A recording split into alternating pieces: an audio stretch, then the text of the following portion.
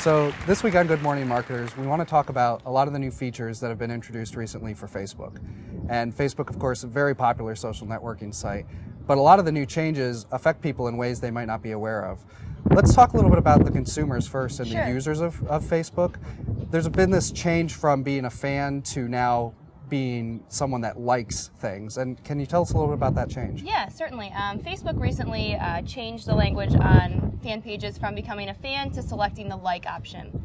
They went ahead and changed this because they found that fans were 4 times more likely to select the like button than they were to become a fan of a brand or product.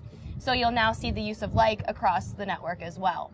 Also, we're going to be seeing community pages that are similar to a fan page but not quite the same thing. Okay. Community pages are now developed through your likes, your interests, your hobbies, and they're built both by content that fans post actively as well as passively to these pages. Okay. So as these evolutions for the user continue to evolve, do you think that affects companies that are trying to reach them, the brands and things that they're used to being a fan of or used to engaging in different ways now? Does that dilute the companies and the messages that are being put out on Facebook regularly? Yeah, I think you have a great point there, Michael, about that dilution of the fan selection. I think that like is a little bit of a softer word than fan is. So in the next couple of weeks, we'll have to see how consumers and brands kind of weather this storm and see what happens. It'll be interesting to see if more people select to like brands and products because they don't have to make as strong of a commitment to the brand. Also, with the community pages, you're just going to see more opportunities for brands to connect and more places for your brand or product to be mentioned. Okay. And then something a little more technical, but something that we're certainly interested in is this change to the involvement of an Open Graph API and how that can affect the way that messaging gets put out. Talk to us a little bit about the Open Graph API. Yeah, Facebook's Open Graph concept is basically allowing the web to become a user-driven social experience. So what you have on Facebook and your connections on Facebook can translate to sites like CNN or Pandora. So the Open Graph API is simply one line of text that you put into your website's code, and it allows you to connect both to that site with your Facebook login. Okay.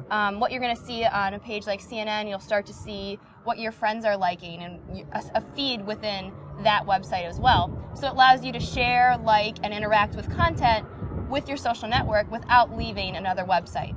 Okay. Well, in the end, all of these changes are very interesting, and as you said, we're going to have to definitely watch them and see how they affect not only use of them, but if people start to become more timid to use them because of privacy concerns, things of that nature. Of course, people that want to know more can always get in touch with us and talk to us some more about that. Yeah, definitely.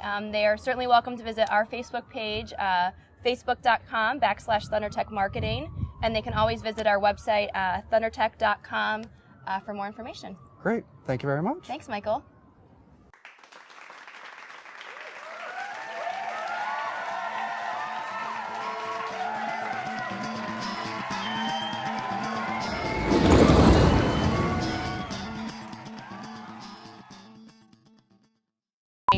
Facebook, with its Right. 450 million users, is a world-class social media phenomenon. Right. So, last time we talked about the Celtics. We did. We talked a little bit about Glee and some dancing. Yes. Did you enjoy this week's Glee I episode? did. I That's thought good. it, last week's was obviously a little bit of a downer. But this week I liked definitely the inclusion of Olivia Newton-John. Yes? I thought she looked fabulous for her age.